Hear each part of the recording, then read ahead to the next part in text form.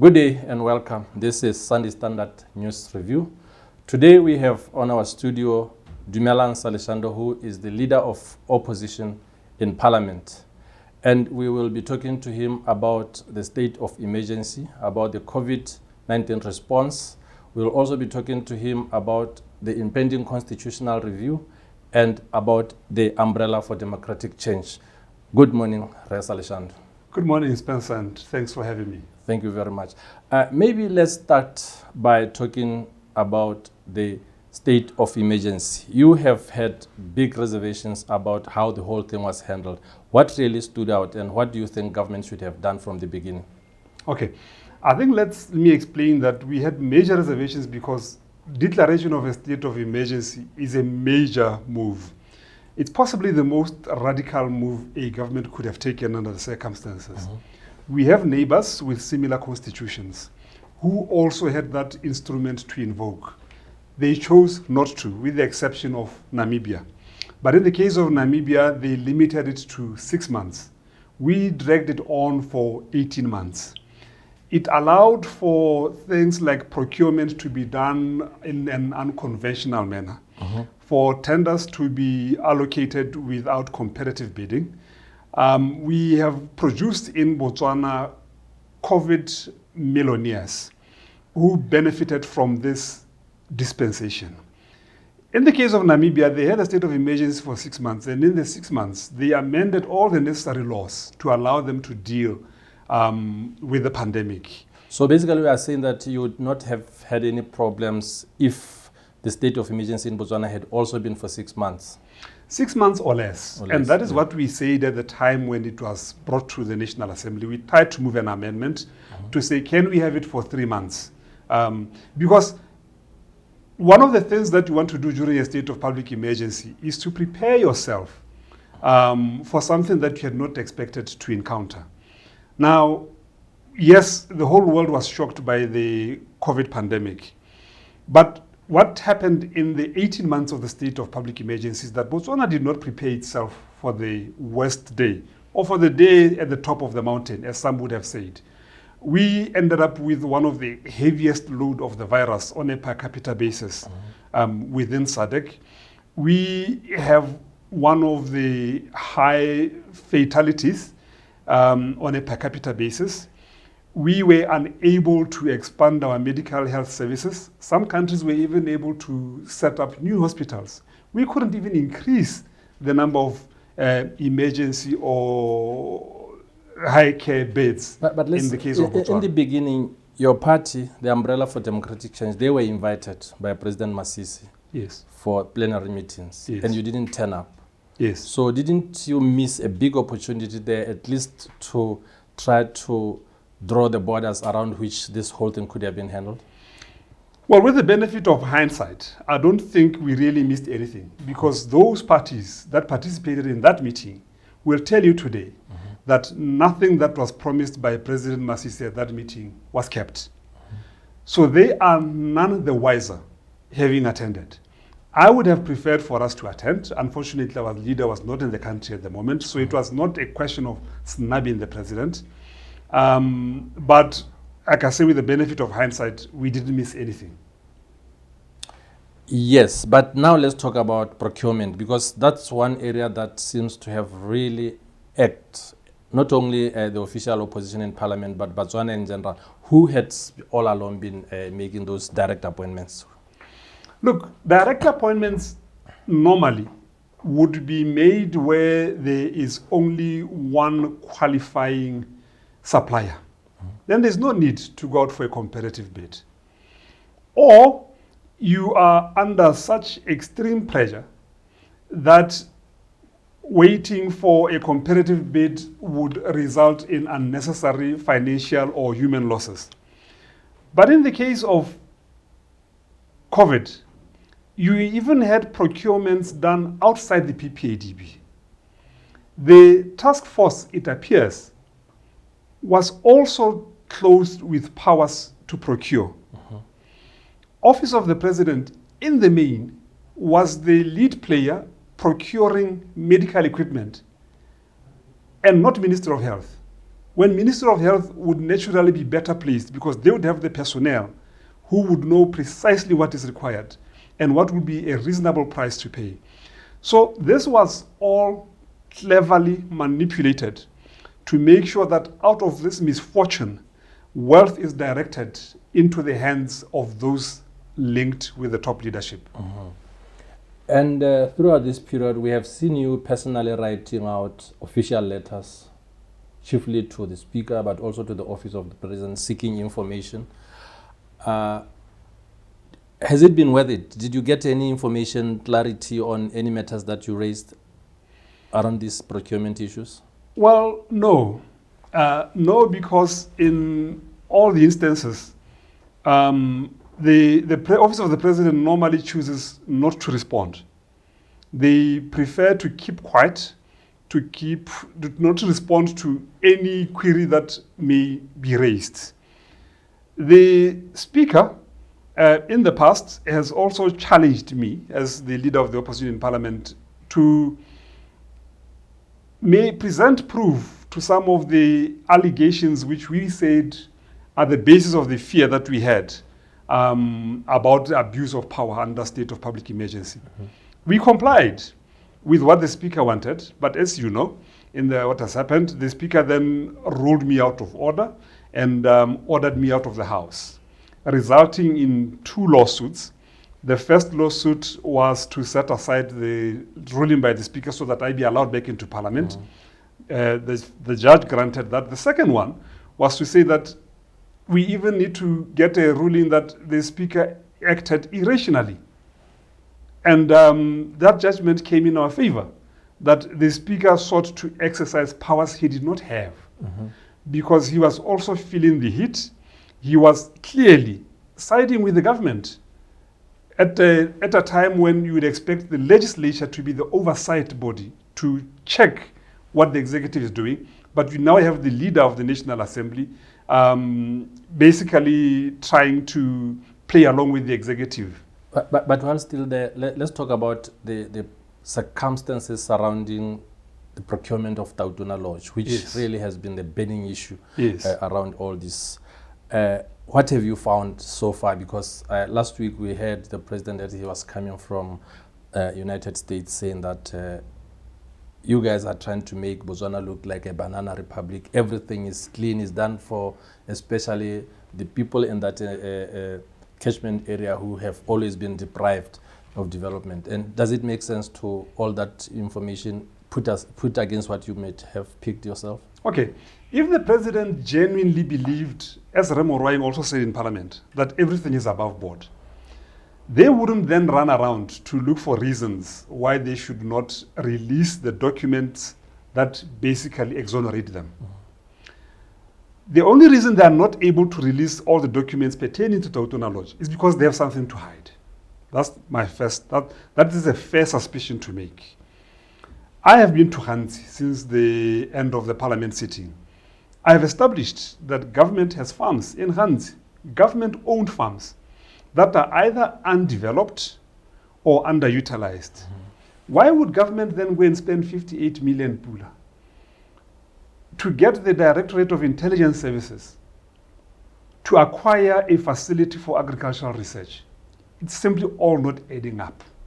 And the president must be honest with the nation. He must concede that things have not been done correctly. It cannot be that the Directorate of Intelligence Services is best placed to secure agricultural research land. And at a time when we are struggling with vaccines, that we can spend 58 million on a rundown lodge and simply explain to Parliament that, lodge. I think government is taking Botswana for granted. We are proceeding with this matter on Tshwane Lodge. We have sought for additional information. If we don't get that additional information, the UDC National Executive Committee has actually given its blessings. Then we must approach the courts as last resort to compel government to give us documents about how they spent our money, not their money. Let's go back to the government overall response and their efforts against COVID-19, with particular reference towards tourism. And here again, we might use your own constituency, I think, as a reference point. What do you think the overall response has been towards tourism? Has it made matters worse in anyhow? What do you see on the ground in the areas of Maung, Ngami, and Okavango when you go there? Well, look, we can't. COVID collapsed tourism everywhere. So we're not blaming the BDP for the collapse of tourism on account of COVID. What governments across the world are doing is that they are having tourism-specific resuscitation strategies.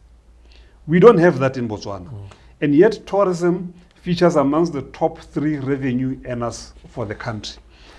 It beats logic as to why Minister Fildakiring and Cabinet do not see a need for Botswana to have a tourism resuscitation plan or strategy in place.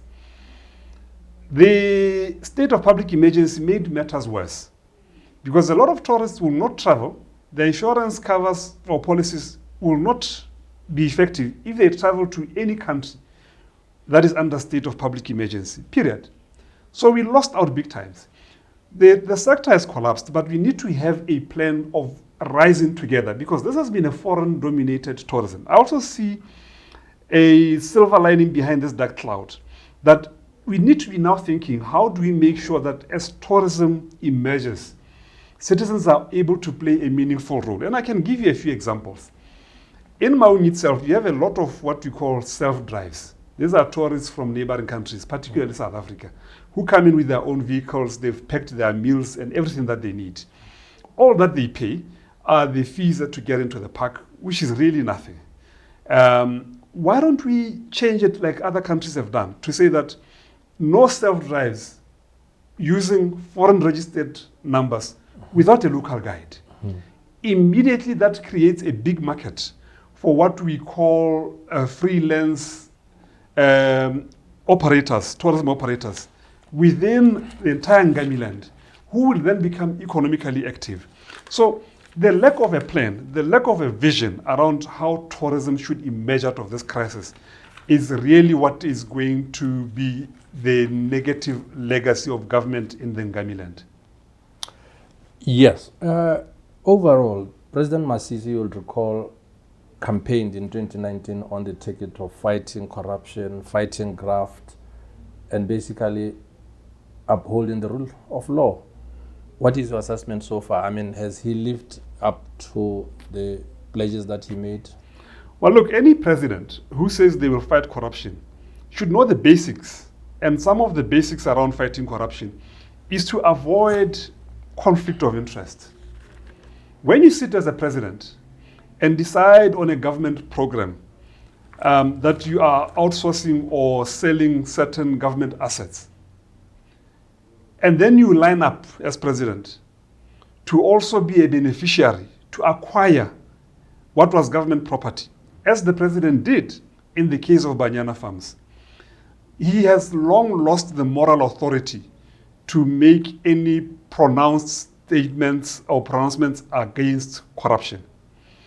He has refused, when he was minister, to allow for freedom of information law, which would have removed the cover that allows for, or the dark cloud that allows for corruption. As minister, he refused that law. As president, he has refused to commit to that law. He keeps promising. I remember last year, he made a similar promise about freedom of information law.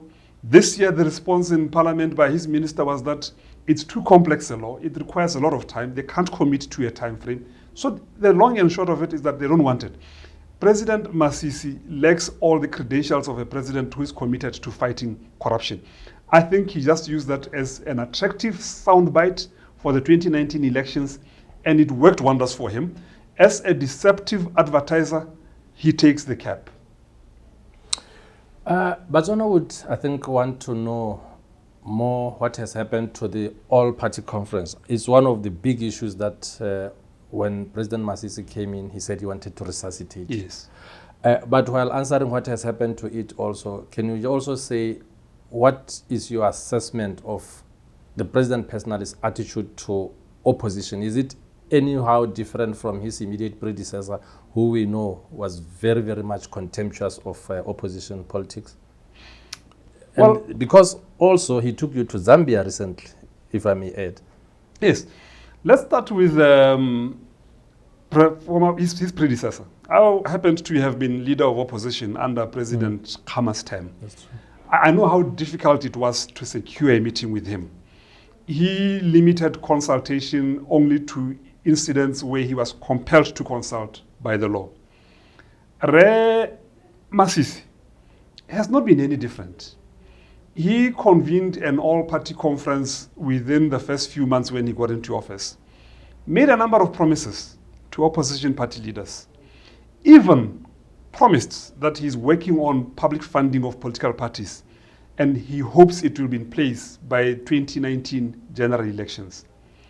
Lo and behold, almost 3 years after that meeting, there has been no follow-up meeting. There has been no indication of commitment to deliver on the pledges he made. He's therefore no different from his predecessors from the ruling party. And I must say, it's not only him and President Khama, even former President Mogapi, during his term, I know that the all-party conference hardly ever met.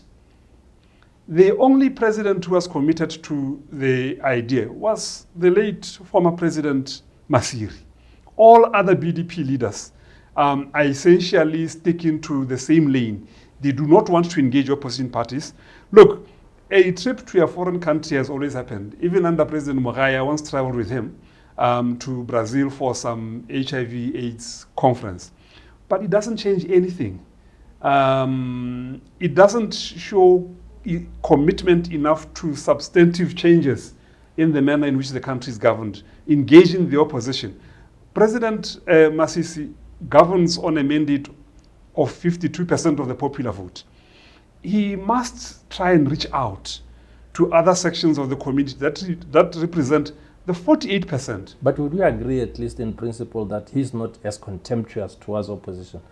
I don't remember Khama taking Boko, for example, if he was there, not even Boko, his predecessor, on an official jet to any of his visits outside the country? Quite to the contrary. I remember Re Ulibile Gaborone, when he was holding fort at one point as leader of opposition, did accompany him.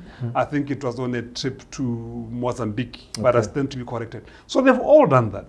There's nothing that stands out about Masisi ever since he became president. In engaging the opposition. He is just as contemptuous as his predecessors were when it comes to engaging the opposition. Okay, let's move now to the impending constitutional review. Yes. The pace at which everything has moved, but also more recently we saw the UDC coming out quite aggressively as to set out the parameters within which this whole thing should be carried out. Do you, as UDC, see the review of the Constitution itself as something that can be postponed beyond 2024, or you want it done now? Well, we wish it should have been done yesterday, because remember, within the UDC, you have political parties who have long argued for a review of our Constitution, our independence Constitution. The skills we have within Botswana at the moment, you can't compare them to the skills we had in 1965 when we were talking independence. We have a constitution that a lot of people feel they don't identify with. Issues of minorities have always been there in Botswana. The issue of respect for socio-economic and cultural rights, which are not reflected in the current constitution. We now have latecomers to democracy in the form of some of our neighbors, South Africa, and maybe to a lesser extent, Namibia. We had the benefit of coming up with constitutions when they were better informed than we were at independence. We are now the dwarf amongst giants when it comes to progressive constitutions. So we need to have it soon rather than later. President Masisi promised this more than 2 years ago. Even if we should at least be talking about how we plan to carry it out. How will we consult? What will be the terms of reference? How will we choose those who will serve? What safeguards do we put in place to make sure that no one uses the process to their singular benefit, excluding others? This is not a constitution for the UDC. It's not a constitution for the BDP. This is Botswana constitution. You want a constitution which at the end people will be able to say, I really appreciate my constitution more than any other constitution in Southern Africa. And we need to start with the building blocks. But the president's silence suggests to me that yet again, it was deceptive advertising going to elections. Let's move now, Saleshando, to the overall economic and public finance management by the current government, and also with you now in Parliament as the leader of opposition. I think the general impression, the reputation that the country has earned over the years has been of prudence, transparency on how to manage the economy. But Botswana, many of them really would have been shocked recently to hear that the country was almost broke or somewhere there. So what is your general assessment about the overall management of these public finances by this current government, especially against the recent pandemic of COVID? What do you make out of the whole thing, how the economy has been managed? Okay, maybe let's separate the two. Firstly, we've gotten these accolades of a well-managed economy. And truth be told, part of it was that when you were appointed Minister of Finance in the past, during Remogai's time, and mostly during Ramasira's time, you knew that you were going to find loads of bags filled with cash. From just digging the ground and selling the stones, there will be money coming in. Your biggest assignment was to decide on how you allocate. That was not the case in many countries. In many countries, when you are appointed Minister of Finance, the first headache is, where am I going to get the money? Now, Botswana has arrived at that point, and I think Minister Peggy Serame has the most unenviable job. It may be prestigious, but unenviable job. She has now had to run around, as we have seen, to ask for loans because there is nothing in the kitty. I think there's no point weeping over the position that we find ourselves in. It was bound to come at some stage. We were too comfortable with guaranteed national revenue. We now need, and I think President Masisi was, in my view, on the right road when he talked about transitioning to a knowledge-based economy. It had been long delayed. But unfortunately, again, for him, as with other things, it's just been talk, and there are no concrete steps being taken. But Botswana now needs to look at its economy afresh. We now need to look at how we add value to whatever we have. We cannot be reliant on being an economy that simply sells diamonds and other minerals to other parts of the world. We now need to be talking about how we also enter the market for synthetic diamonds.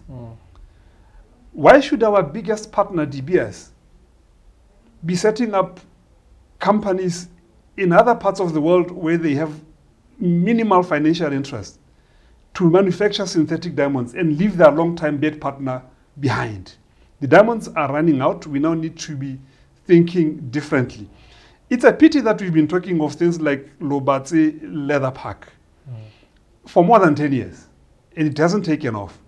That is the space we need to play in as a matter of priority.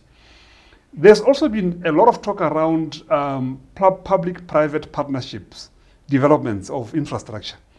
We can't name more than 5 in Botswana. There are less than 5. But the policy has been there for over 10 years. Roads like the one from Nata to Maung, shouldn't those be done through public-private procurement and avoid having our pension funds being invested externally when we need to have that infrastructure locally in Botswana. I think these are the conversations that we need to have. But the long and short of it for Botswana is that the glory days are over. It's a pity that we entered the difficult terrain with a spree of looting on account of COVID. We thought that the diamonds are forever, even when they were not being sold. So that is the second part, which is most unfortunate. But I really hope that somehow President Masisi will find it in his heart to go after those that looted public coffers on account of a pandemic. It's grossly immoral that as people were being buried because there was no oxygen, someone was pocketing millions out of government. But to be fair to him, ahead of the whole thing, he promised, together with his then Minister of Finance, that there shall be an audit of every tab spent on COVID efforts. Do you still believe Yes, that? Yeah. they did. And it was in response to a parliamentary question. And they said that the report will be available in July. July passed, they made no statement.